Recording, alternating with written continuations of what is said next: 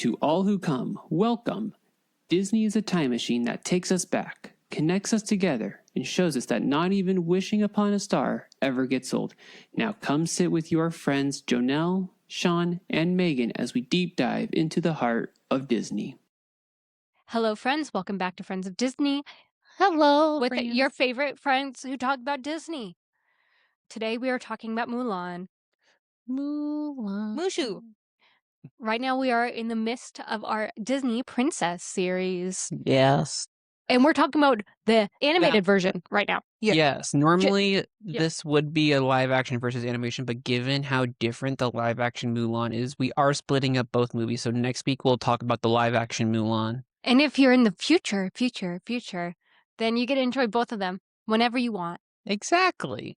So if you're looking back at this now in 20 years, or maybe 5 or 3, Or even in a month. and you're just like, wow, what youngins they are. What baby? God, stop. It's like, Thank you, first and foremost. But make sure that you liked and subscribed. Anyways, your guys' thoughts on Mulan animated. Surface level thoughts. I like it. I like it. Okay, so the last time I watched Mulan was in French class in high school. That's an odd place to watch a movie about China. Very. So we did this thing in first year, like the first year you learn French in my school. Every Friday was a movie day.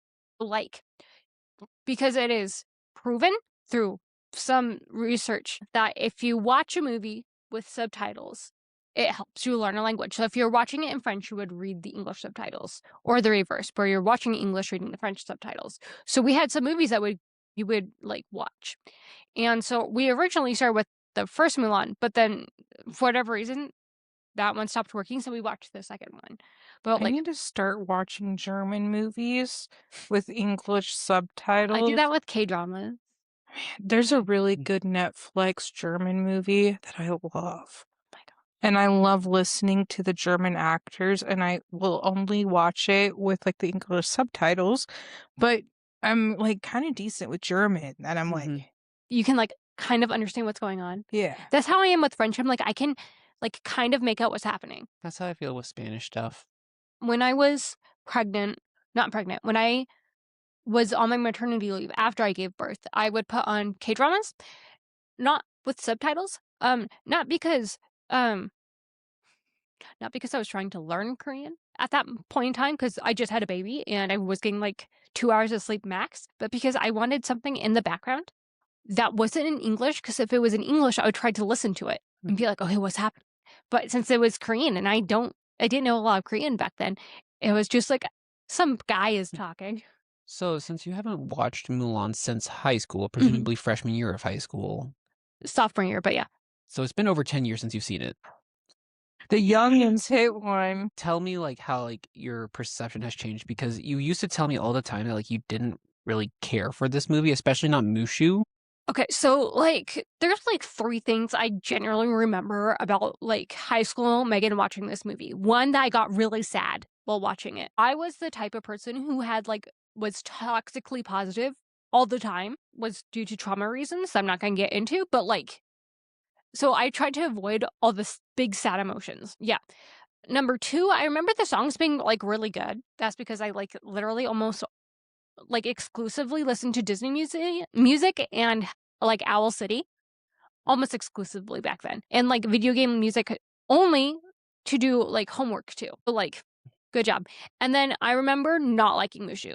Like I remember everyone else being like good characters, could not stand Mushu, to the point where I was like, I don't want to watch this movie because Mushu's in it.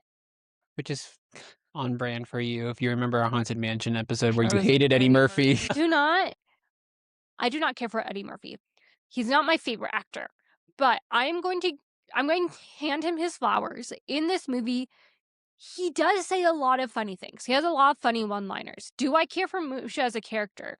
I think more than I did as a high schooler, but he's not my favorite. There are some parts, and like if Mushu wasn't there, Mulan would have still been okay.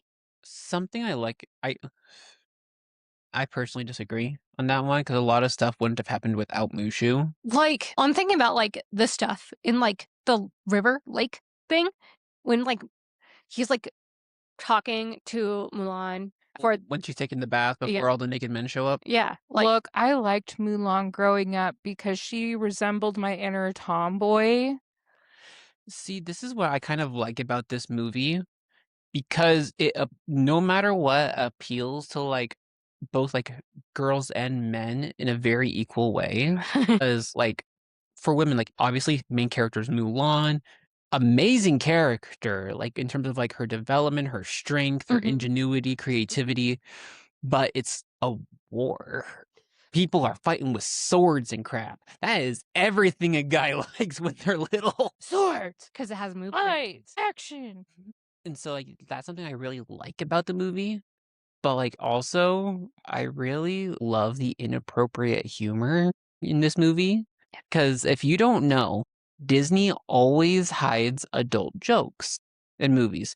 A kid won't recognize them really. But Megan right now might not recognize them. like my favorite one in this one comes from the name that Mulan uses when she like pretends to be a boy, which is Ping. I'm not gonna say it out loud, but if you remember, like in Chinese culture and a lot of Asian cultures, you say the last name first, and her last name is Fa. I'm waiting for Janelle to get it. Last name first or first name last? It goes like Fa, then the name. so. Oh, Now you get it. So like it's things like that, and I was telling Megan this. I get weirdly fascinated by like ancient cultures, like weirdly fascinated. And Sean and I were talking about this in depth last night because I am interested in Korean culture today.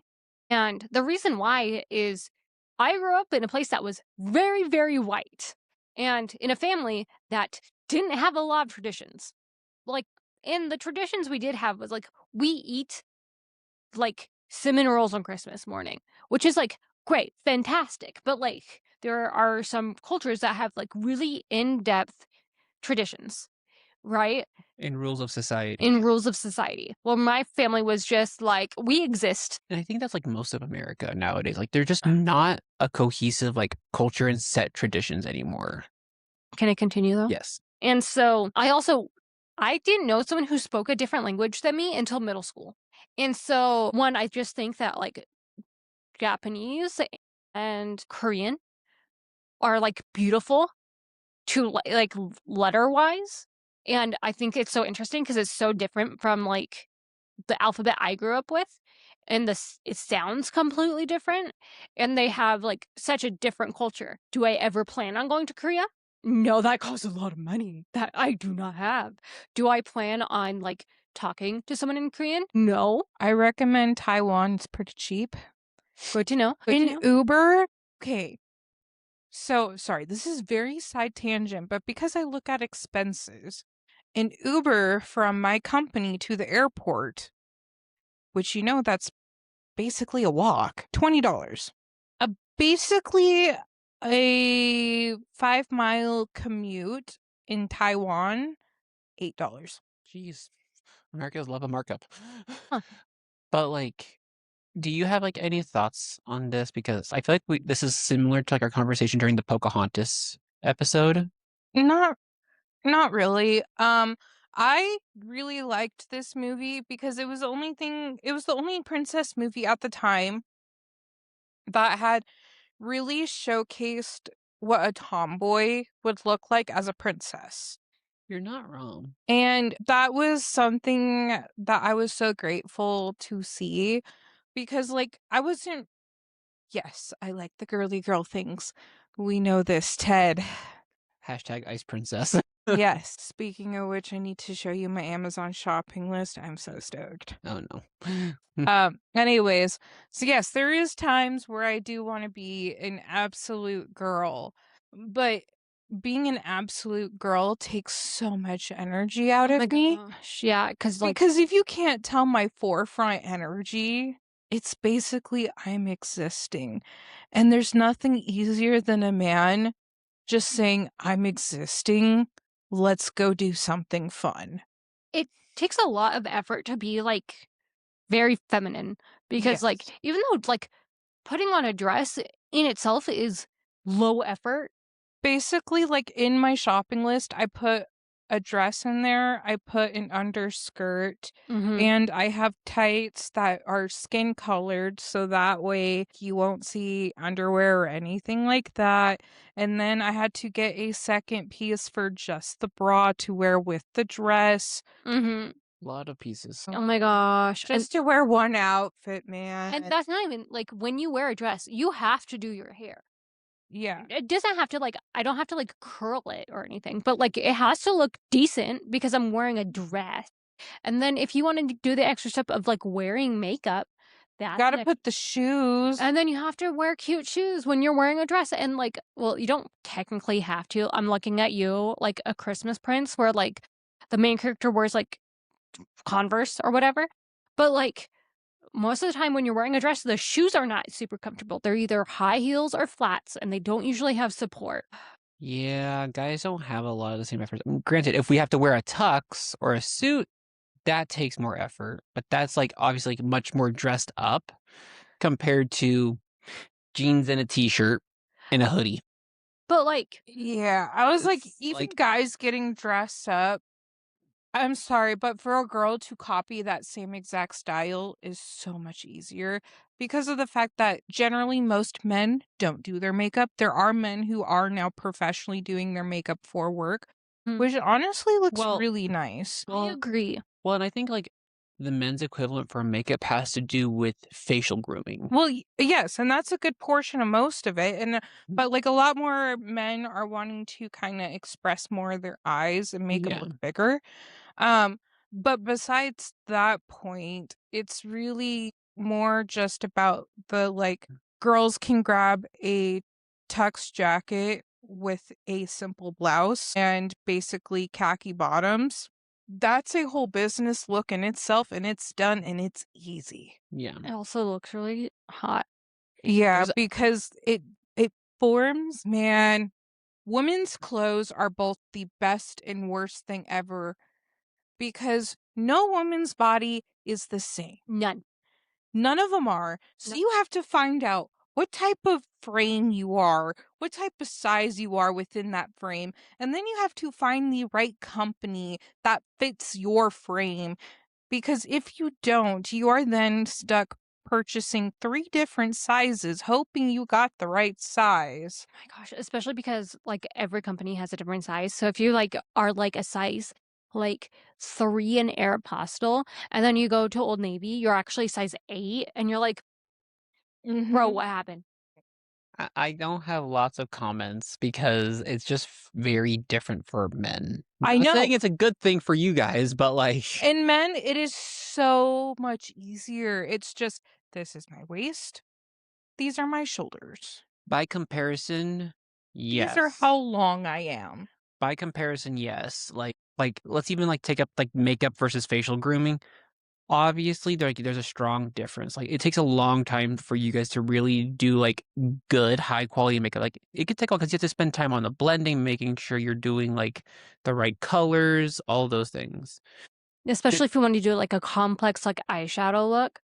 And like I just want to like throw out like even though by comparison it is easier, like there are aspects that like as a guy that like when we do have to like dress like go like down the nicer route, even mentally there's a lot more effort there. Like if I were to go out with Megan dressed up nice in like a suit and stuff, she can tell you there will be a difference, especially in how I am acting. You know, I'm acting, how I'm walking. All of us, like, it's full performance mode because if you are a trashy guy dressed like that, there is, I forgive my language, you are a piece of shit. But here's the thing, is girls in a dress also have the same thing. Because I hate to say this, but women, when they're in a dress and they are all dressed up, there's generally 2 looks you can go for. The sweet and innocent or the I know how to fucking play you. Oh yeah. And I am not joking. I like literally I know how to fucking play you.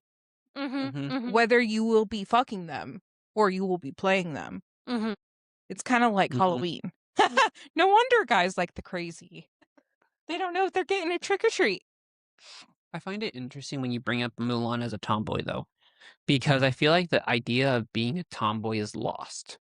Like, I'm technically considered a tomboy. Yeah, but I feel like I think Oh yeah, the tomboy now is completely lost. It's more lost in transgenderism, which Or like like non-binary. in the like the sliding scale of like what is gender, what is sexual, because like, all And that stuff. like early 2000s, like I think of honestly like Avril Lavigne's Skater Boy when I think of like your classic tomboy. or you think of someone like me who wore a black skull, like basically rock band skillet type of looking jacket. Likes to skateboard. Like that's No, like not with I'm this. thinking stereotypical. Yeah. Like the one wears pants, will wear a flannel random t-shirt, skates around, wears a beanie, much more like masculine looking, likes hanging out with the guys, doesn't mind getting dirty. I was like, the skater girl was not as much of like where I grew up. It was definitely more of like, you play basketball, son? Get over here. Let's play some ball. But yeah, you don't really hear people talk about being like a tomboy really anymore. Yeah. It just exists. But what we are seeing now is a lot more women who are transitioning back to women, which is why I'm referring to them as women, because they have detransitioned from male back to female of their origin birth. And a lot of this is because of how hard transgender just medical side is. I'm gonna open up a can of worms in hopes it stays a healthy discussion. And it's an idea that me and Megan have like I'm not laughing at Sean. ran I'm across. laughing at our cat, by the way. I'm sorry. It's an idea that me and Megan have like randomly brought up from time to time for years now. And it's when it comes to people who identify as transgender, which full preference, like I will fully support you whenever you want, use your pronouns, whatever. I have no problems with We it. have most of our friends are in the LGBTQ plus, and most of them are trans or non-binary. And so like it's the idea of like, is it the societal norms around interests that causes the idea of wanting to be the other gender versus the appendage that may or may not exist?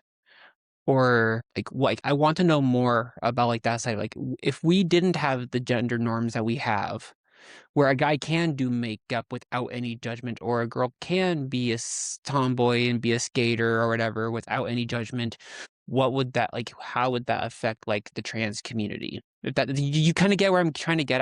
I wish that was supporting the trans community rather than medicine, because the first thing that comes in medicine is generally, it should always be human intervention of like life practices, such as getting your vitamins or trying to make adaptations to your diet and things like that.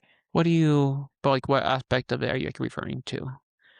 In terms of transgenderism, when it gets to the point of prescribing testosterone or estrogen and things of that matter, where you're now physically changing the chemical balance within the body, Mm-hmm.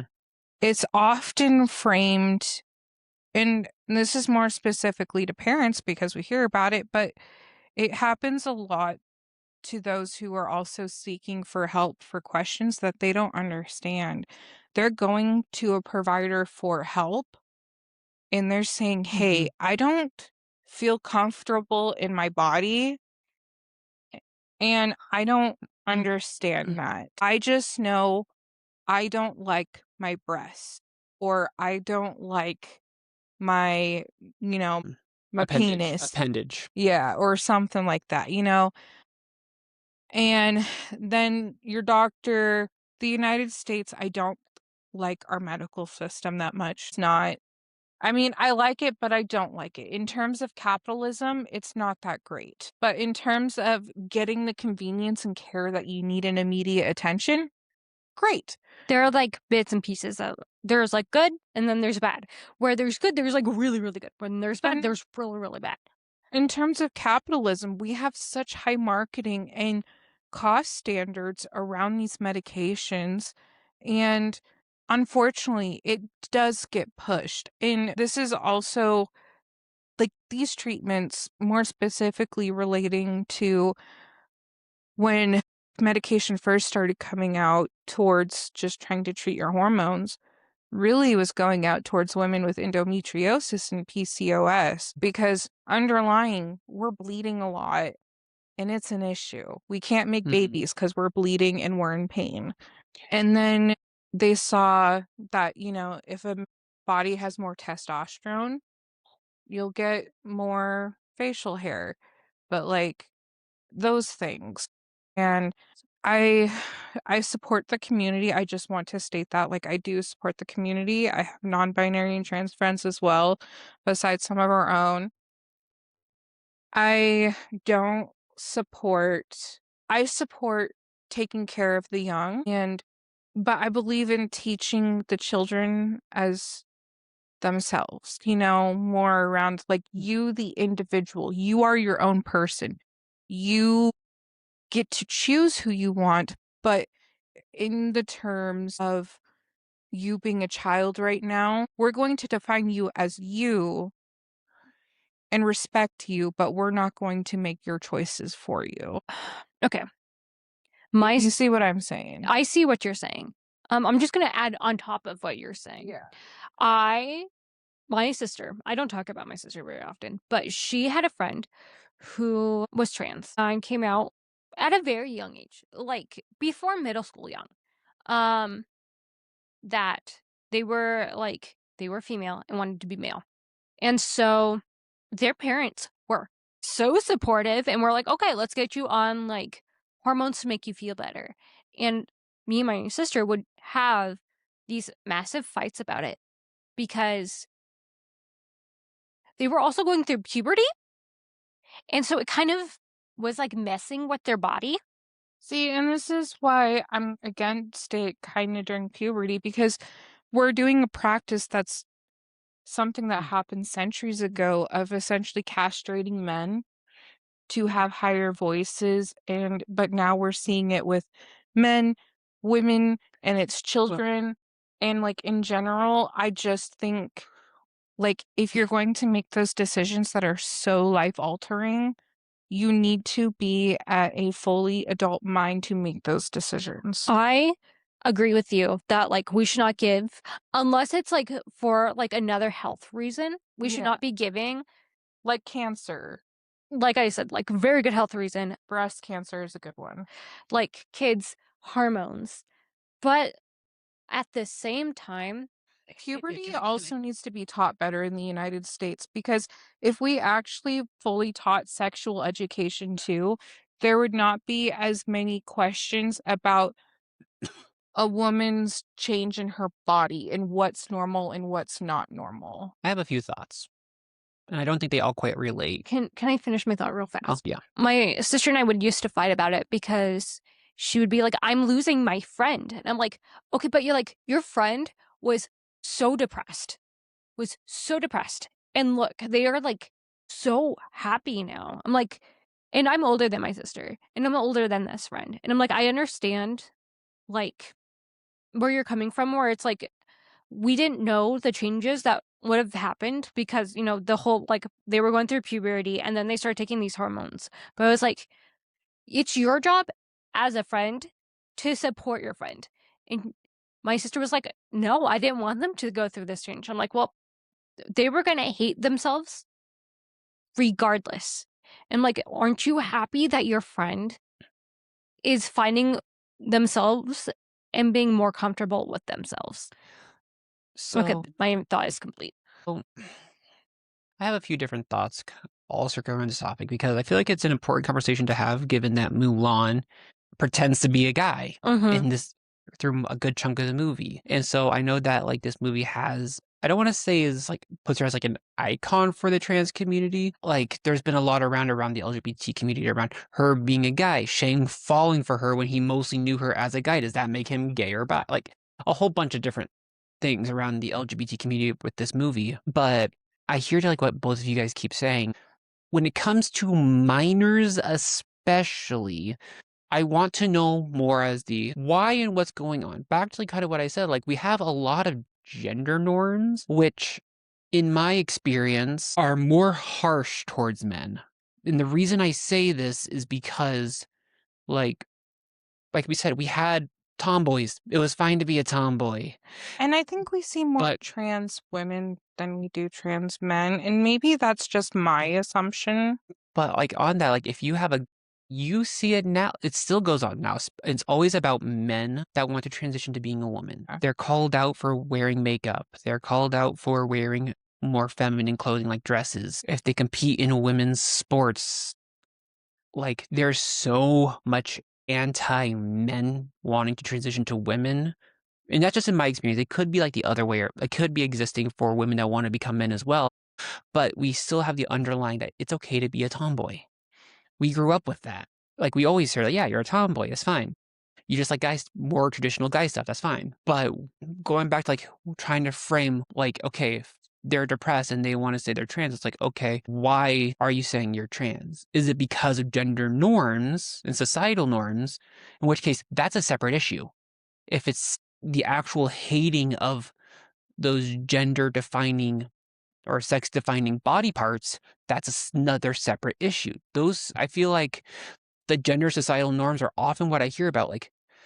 See, and it comes so much down to the individual, which is why I don't like to speak about the community at all. I don't because, typically either. Quite frankly, it doesn't represent the community. The community is its entity in its own, but the medical assessment of someone in the community is not something that we are to judge. That is between the individual and their doctor. Our job is to... And maybe their therapist. Yeah. Our job is to respect them in public to make them feel safe. If it's not bothering you, don't comment. But I also don't think that we should be going to the extremes to try and get someone to receive an action out of you at the same time. Like, and I've mentioned this before in the past, but like I still feel the same. But like Pride Parade should really be more about, because in the United States, especially here where we are, we've had booths that have adult toys there, and kids have gone into the adult toys booth at the parade. And there are also other booths. Booths are not like walking the parade, by the way. They're like a side thing, but it's like they're on the street though, in public. Yeah. And the issue is we have children, and our culture is very loud, and I just don't think... I think as a culture we need to learn how to tone it down a bit. Agreed. Because it's okay to say, hey, I am trans. It's okay to say, hey, I am gay or lesbian or bi or queer or whatever the hell you are in that community. It's okay to say whatever that. But what's not okay is disrespecting your community. Gesundheit. Thank you, everyone. You hit a point where I feel like and kids we need to not call puberty sex education.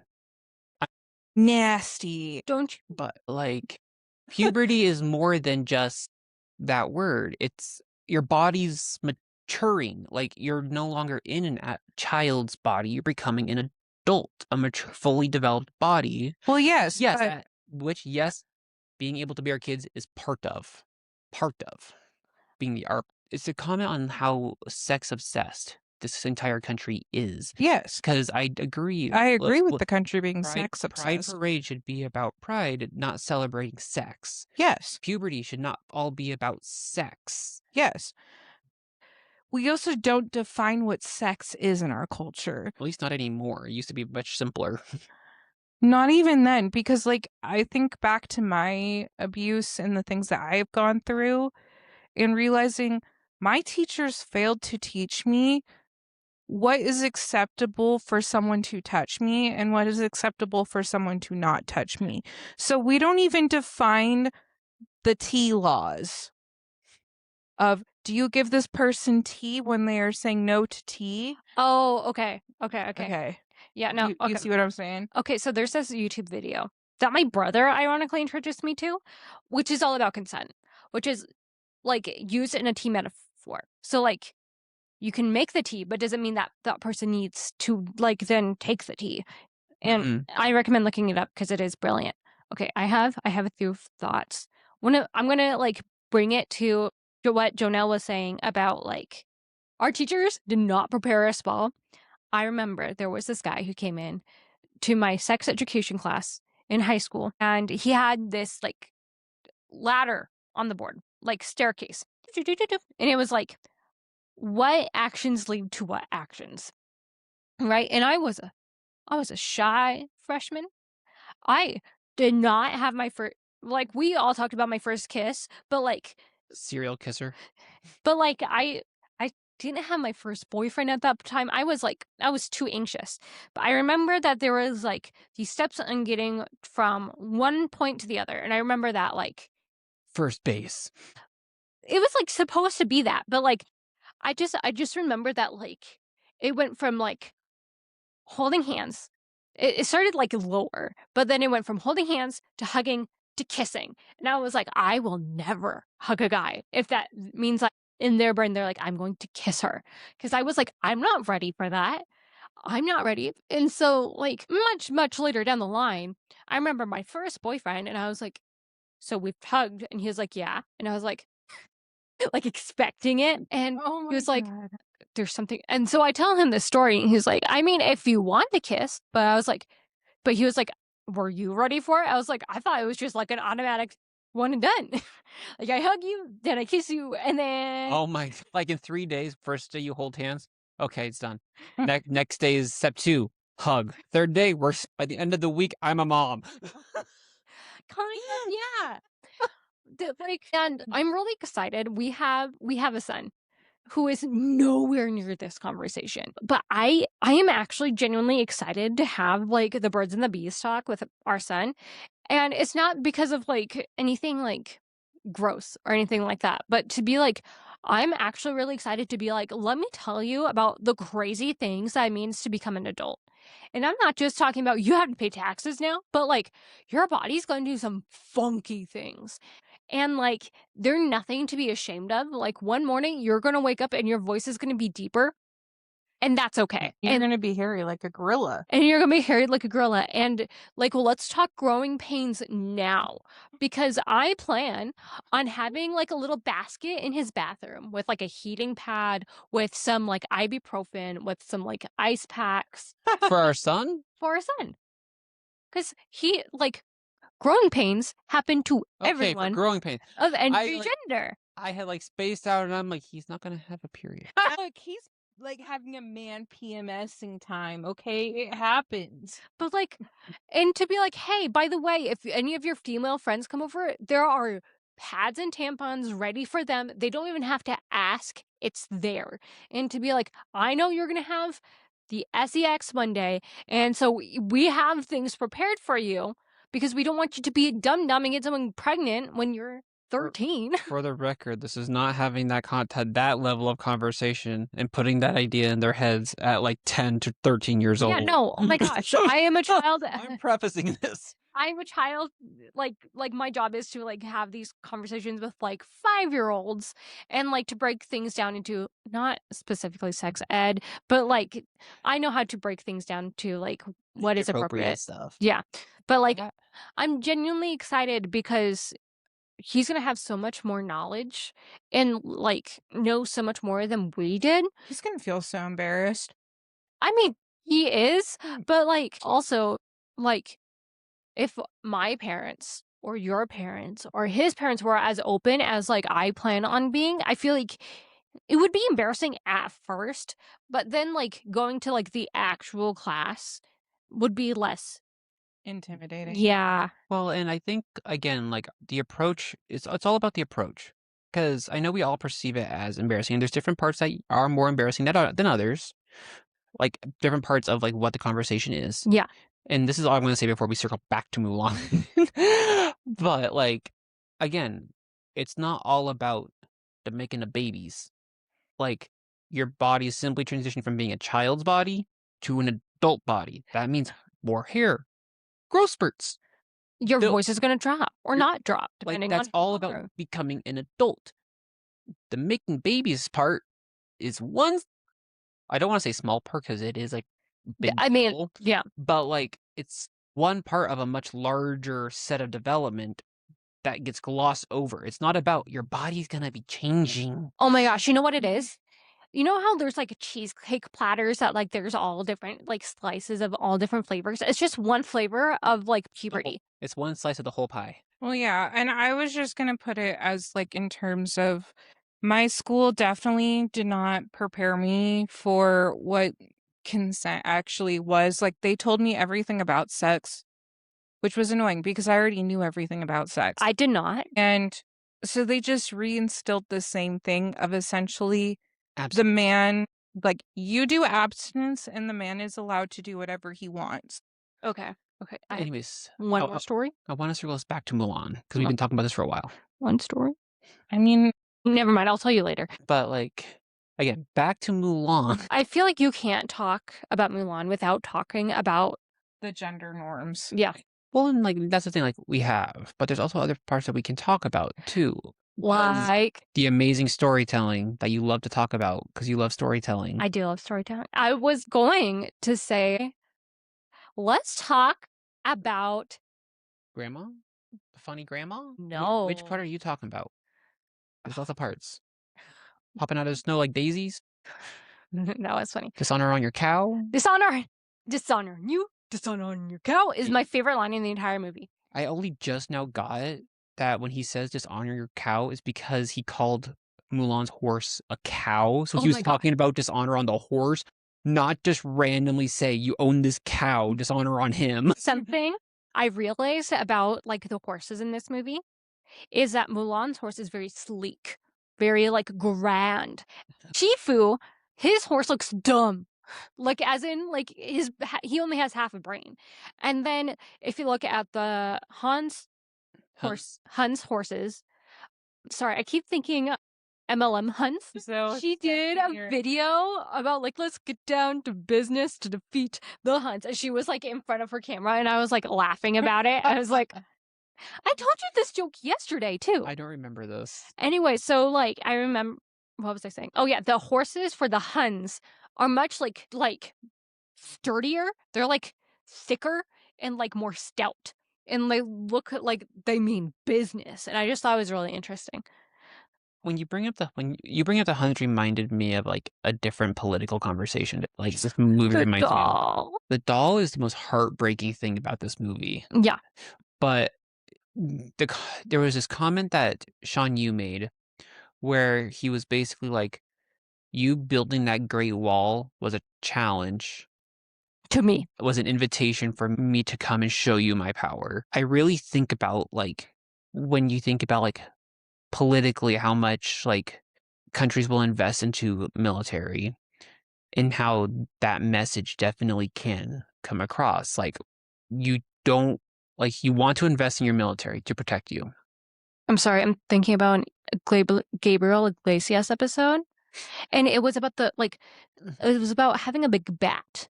Like one of the presidents said like part of having a big military is just like being a scare factor. It's the terror. Yeah. Like having the biggest gun to have the biggest gun. There's the balance of like having a well-established military that can protect you, but then going far enough to make it seem like a challenge. Because like even like the American Revolution, everyone was like, you don't take on the British Army. And Americans said, bet. And we took the challenge. And we won at what cost? Like when you think about like the idea of a wall, when you had like the Berlin Wall. Which came down. Which did come down. Fun fact, I got to see parts of it. Some of it was in Berlin. Most of it was not. Some of it was like in America, which I think is hilarious. And then like other walls that have been discussed. Batter up. Trump wall, Mexico. Bordering Mexico.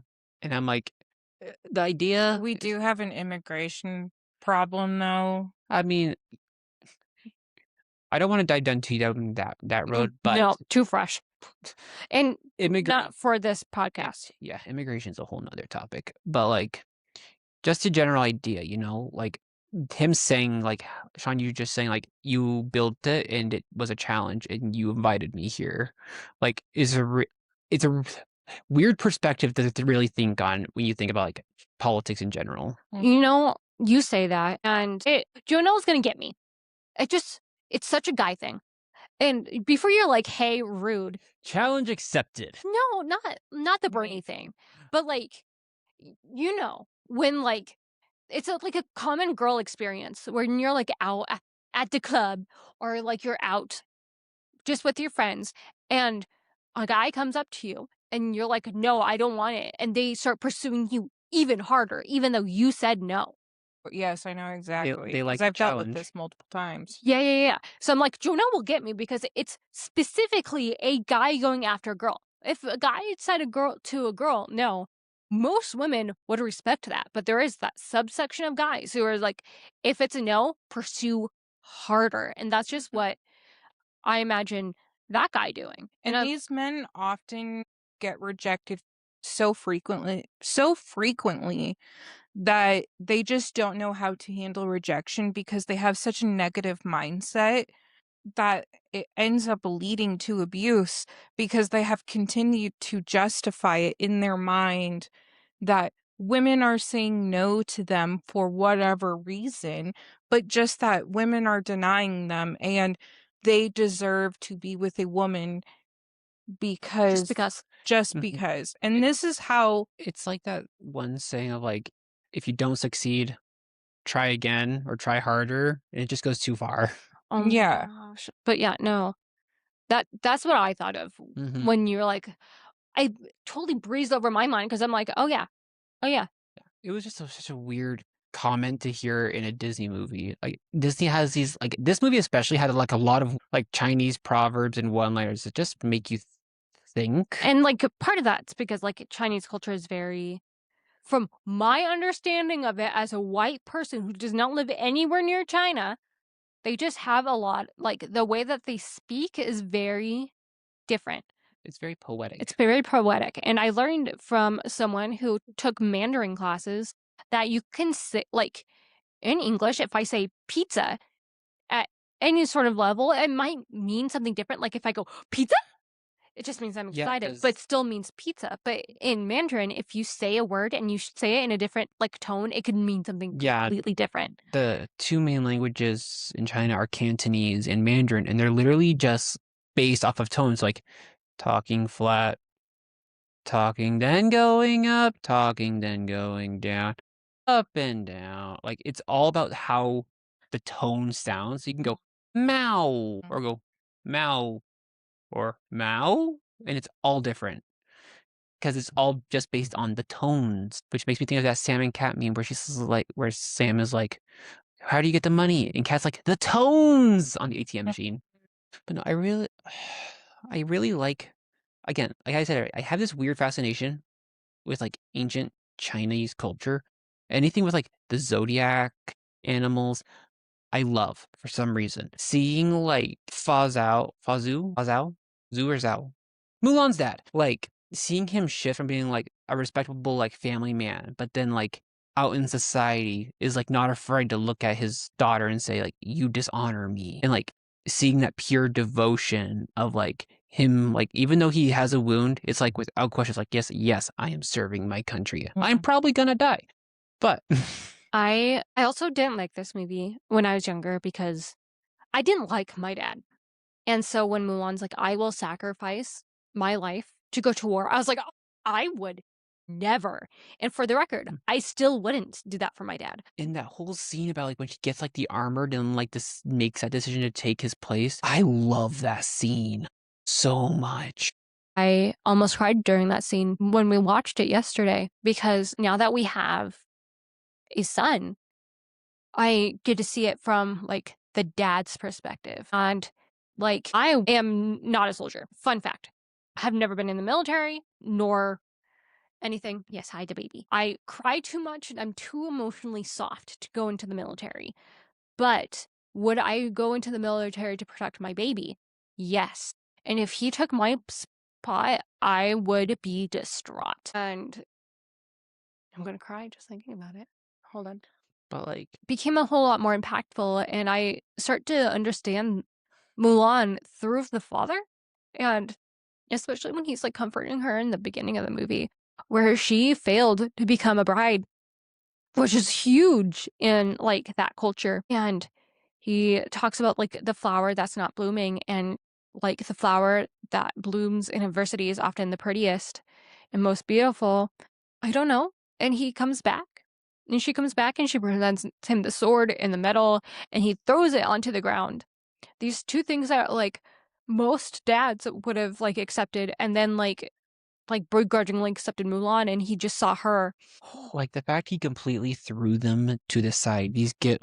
She's doing whatever she can to re-honor him, which is a huge thing in that culture. But the And fact it's Asian culture in general, though. he just threw them to the side, not gently placed them down first. He threw them to the side just to hug Mulan, which is such a powerful symbol that kids wouldn't recognize, but if you're an adult and you like understand that part of Asian culture, is such a big deal. Mm-hmm.